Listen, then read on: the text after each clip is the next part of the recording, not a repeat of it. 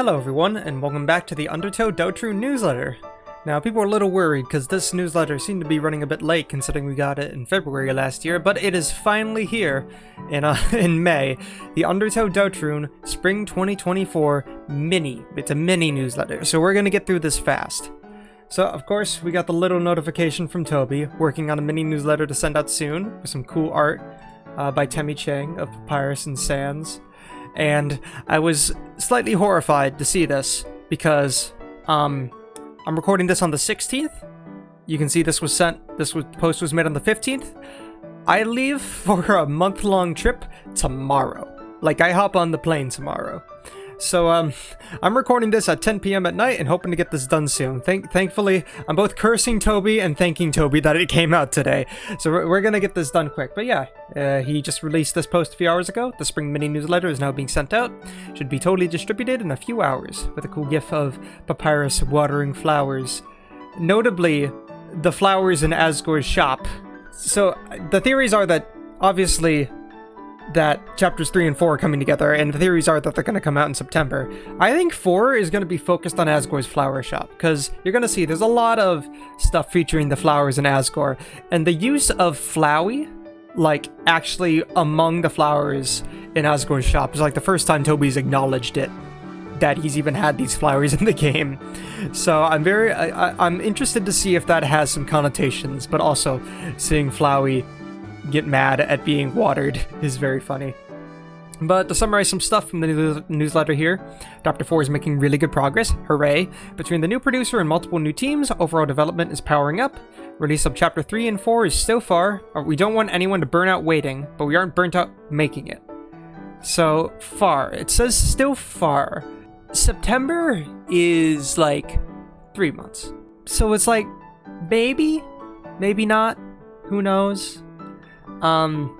If 3 months count as far, I'm still hoping, even if not September, I'm still holding on to hope that it's coming out this year, but we'll have to see. But how about we actually read the newsletter to get some more insight?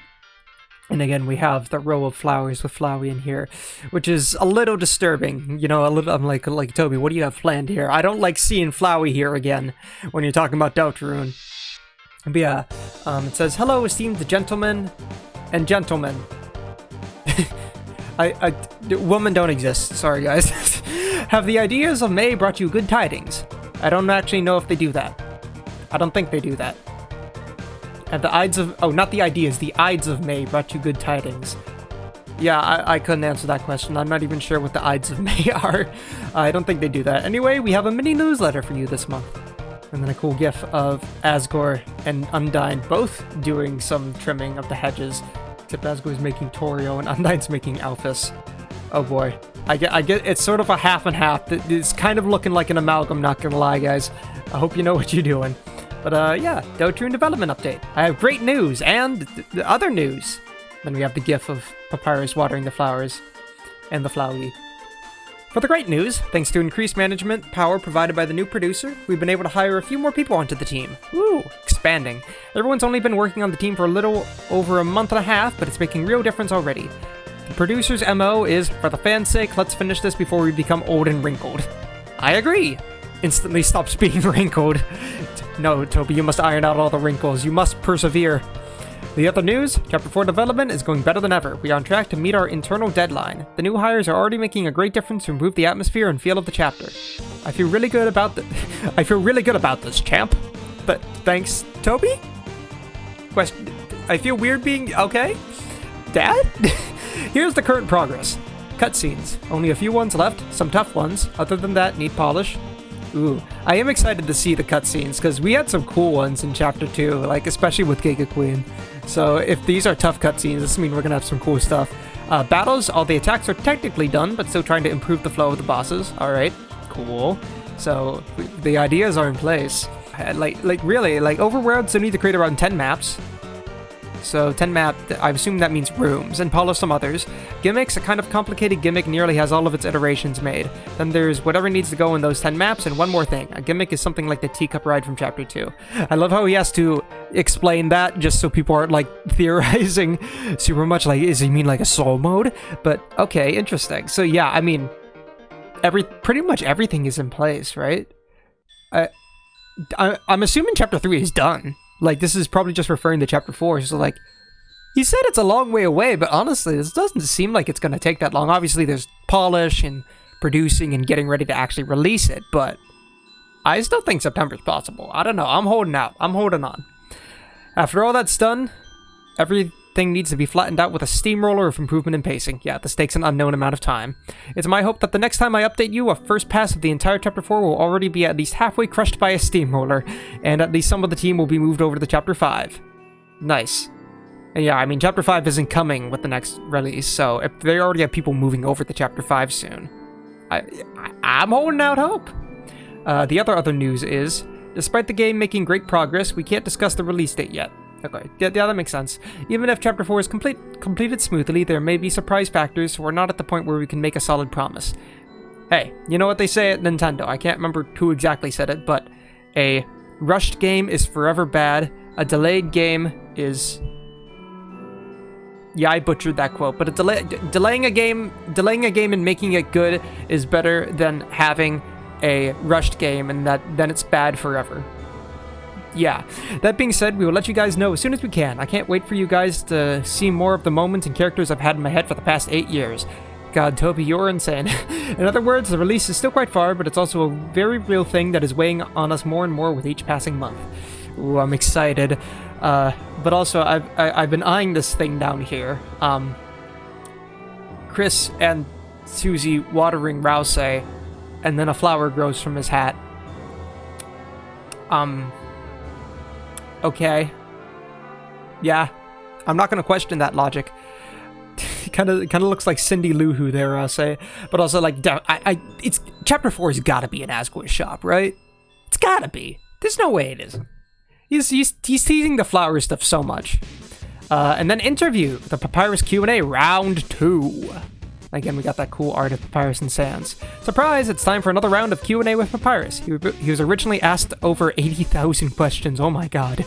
So there was still a lot more material to go through. Wasn't that only open for like a few days? Jeez. In any case, enjoy. Read the interview. Alright, I do remember last time that we had part 1 of the Papyrus interview. I did go over in a separate video, but again, I have a very limited amount of time to make this video. I'm not gonna make multiple videos. I'm just gonna throw this in the video, and I've looked it over. It's pretty short anyways, so we can just go over it real quick. The interview with Papyrus, round 2. Question, do you argue a lot with your brother? How do you guys make up? From Meow. That's probably not pronounced Meow, but I'm gonna call it Meow. Arguing, huh? Can't remember ever doing that. What? Yes, we do. The two of us are the picture of peace. We're fighting right now! Just because Papyrus is so easy to get along with. I am? I mean, of course I am! I mean, they literally argue in the first scene we see them, but it is mostly Papyrus arguing and Sans trolling, so... your best and most chewable skeletal features? Chewable? Legion of Little Puppies. Oh, I see. I was thinking of a different chewable there, but no, it's just 101 Dalmatians when I take a bite of Papyrus. What? I have never been chewable. But if I was, I would contain every ingredient and nutrient. I mean, he does contain a lot of calcium. Also, is that like a Celeste tape recorder sitting in the corner there? As for my best skeletal motion feature, also Toby's coming in. It's definitely the very famous skateboarding video we filmed last time. Now he's chewing on it. It should be right. Hey! And yeah, in the last interview, Papyrus mentioned filming a cool skateboard video in which he did a flip or something, except they just edited it in post. But still, it seems it's valuable enough for Toby to steal. It's all chewed up! Who's been teething on my tricks? Gee, that's rough. Okay, rough. It should have been spelled R-U-F-F, rough. But Toby, get out of there. Sans, how many times have I told you not to chew on my videos? I think 0. I see. Then the culprit will remain a mystery. For now. Get out of there, Toby, quick. You think Sans did it. Also, how would Sans even chew on it? I don't think we've ever seen him open his mouth. But granted, he also eats hamburgers and fries without opening it, so anything's possible. I think I might have a clue who it is. What? I can't hear you. I'm looking for my detective costume. Oh no, Sherlock Papyrus. Sherlock Papyrus, you must hunt down Toby. He spent too long camping out under your sink. What's the relationship like with your tiny friend Flowery? Not Flowey, Flowery, as Papyrus says it from Bob and Socks. Oh, my tiny friend Flowery. It's Flowey.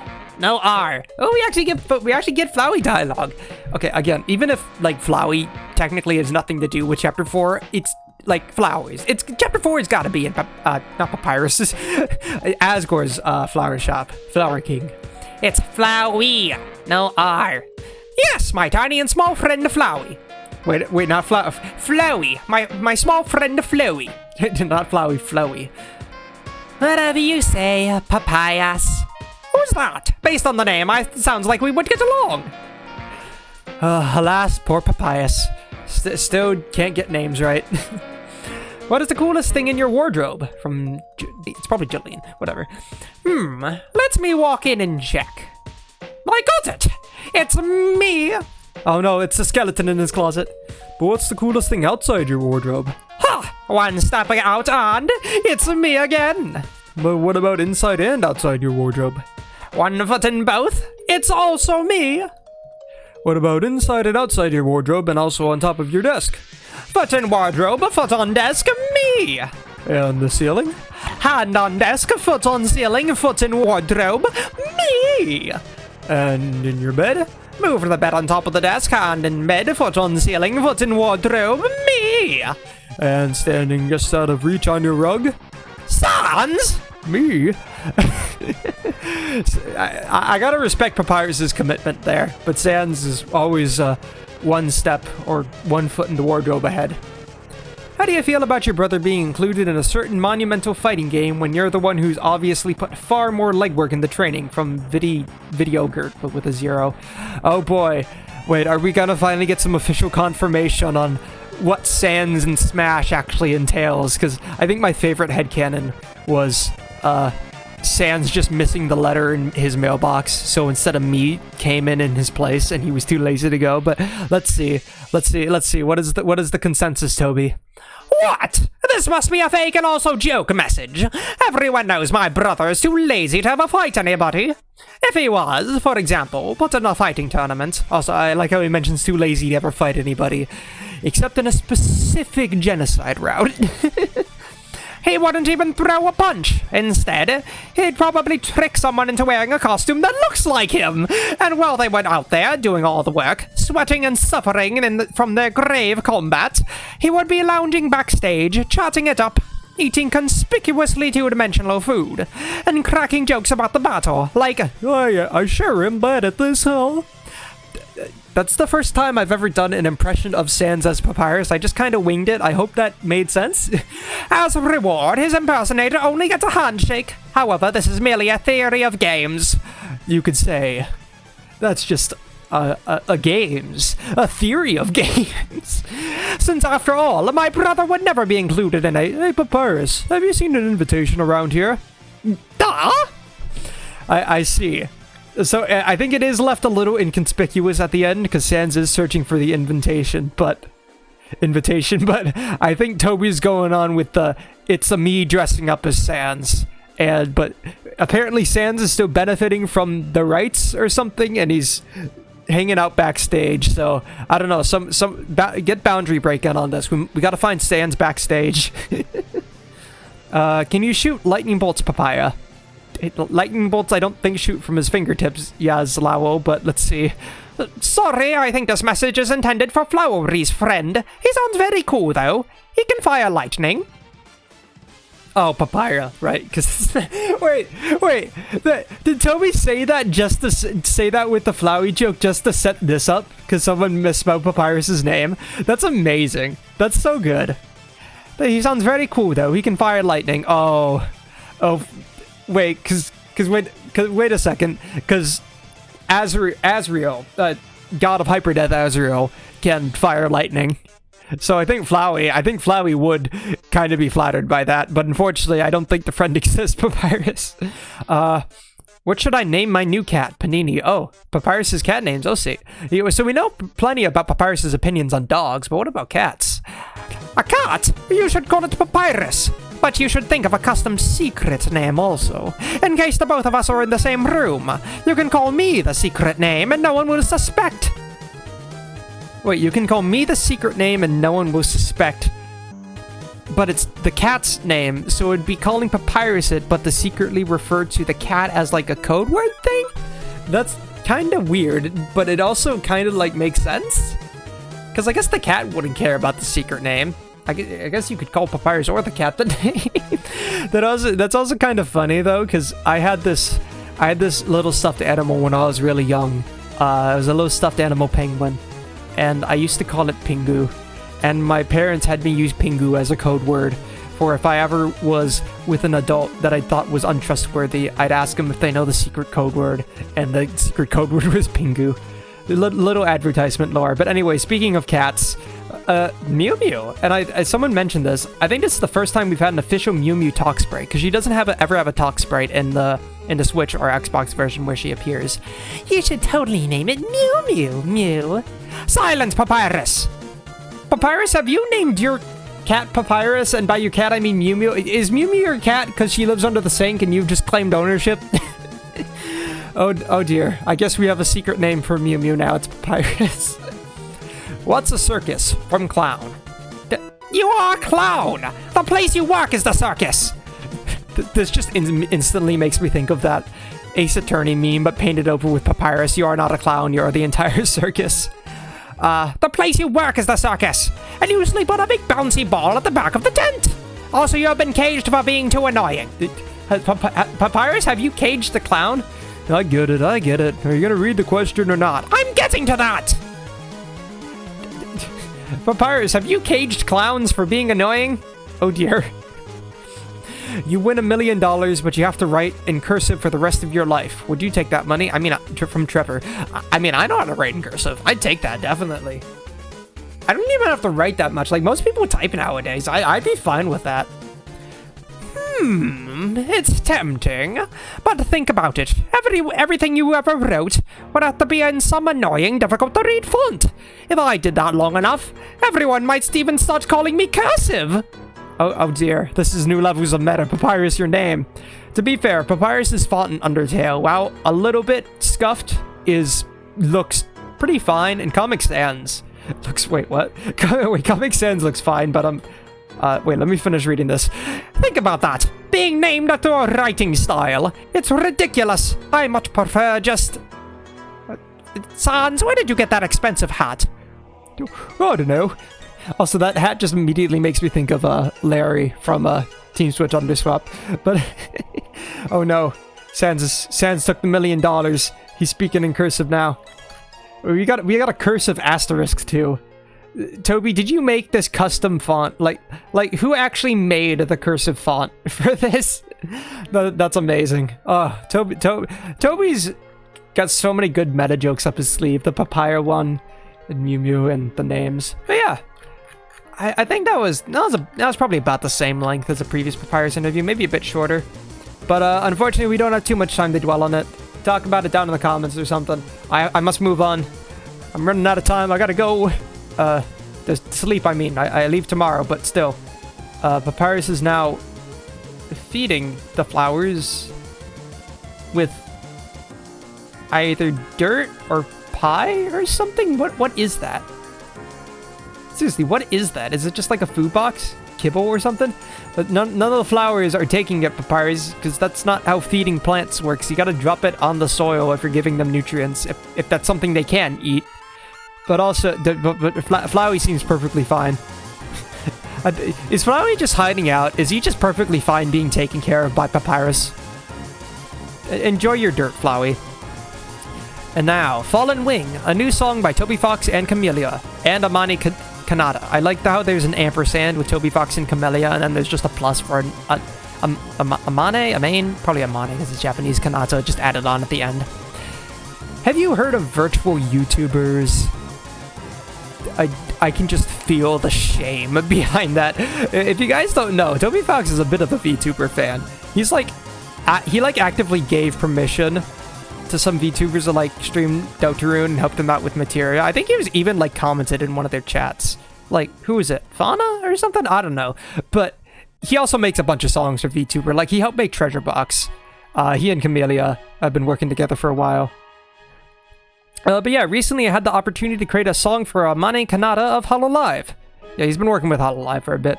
A couple years ago, Kanata had played through Undertale for the first time on stream. Yeah, okay, yeah, her too. Famously, she had a really difficult time beating Sans, fighting him for dozens of hours straight until she won. Dozens of hours? Really? Like she spent, like, multiple dozens, like 24 hours, like over a day? Oh, I feel so bad for her. Then granted, again, she's a rich VTuber who can stream whatever she wants, so I don't feel quite as bad. But personally, I was moved seeing her cry at the pacifist ending. Okay, that is cute though. I always liked her singing voice. I found it to be very distinct and kind of personal sounding. Combined with her Angel A aesthetic, I felt like I had the potential to make a really cool song with her. The Angel A aesthetic, internet angel, oh dear. So I asked her, and it happened. Thanks to Camellia's amazing production skills and Kanata's distinct voice, the song ended up being really special.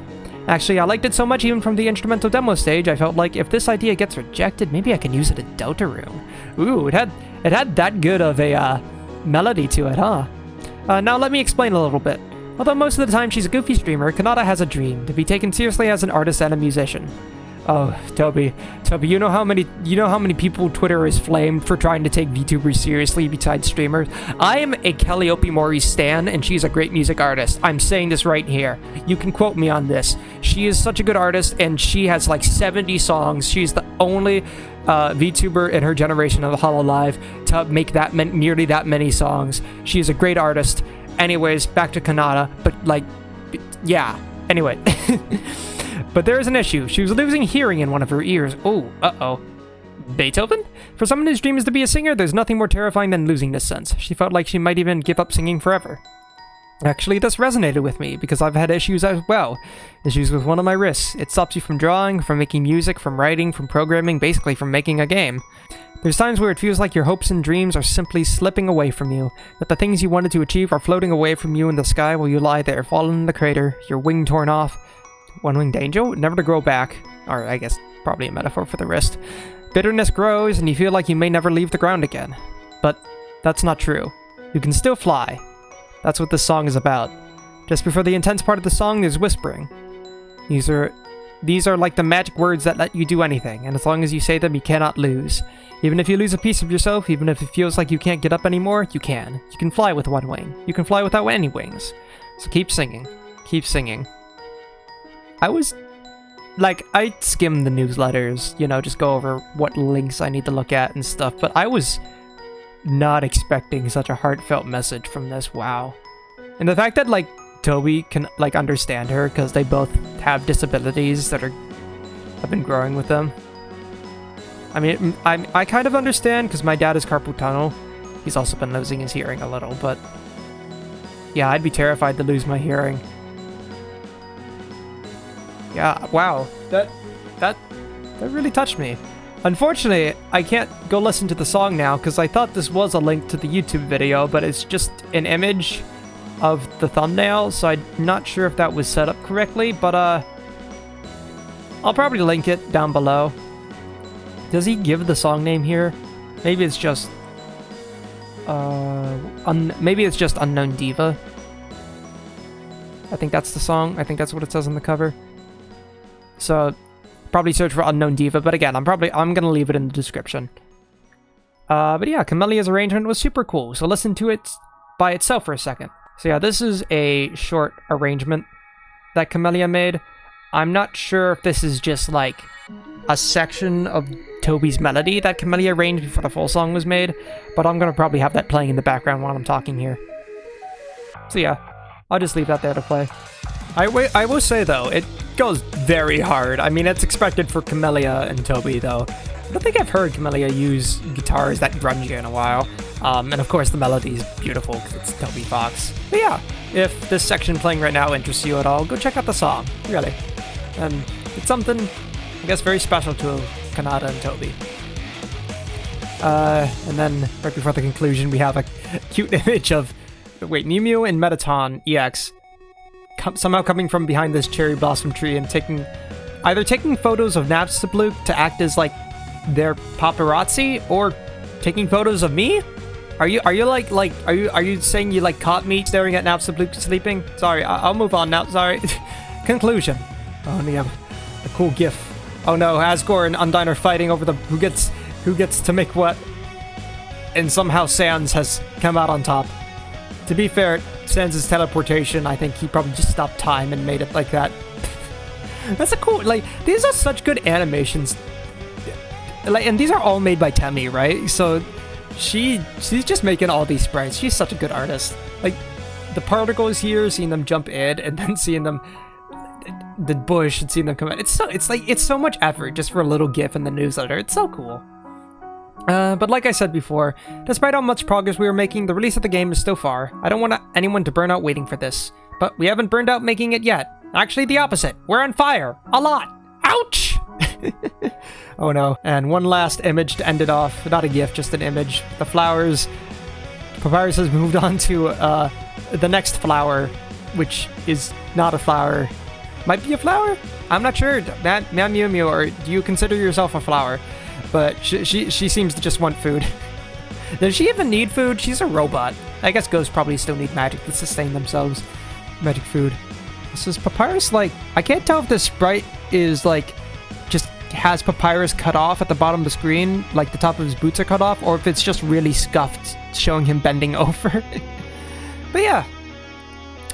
That's the end of the newsletter. Again, pretty short. Didn't have too many things to go over. The Papyrus interview, there's a good chunk of it. I'm gonna go edit this now. Unfortunately, I don't have much time for a long conclusion, but thanks for watching, everyone. Wish me luck on my world travels, because by the time this releases tomorrow, I'm gonna be on a plane. But yeah, see ya, everyone, and take care.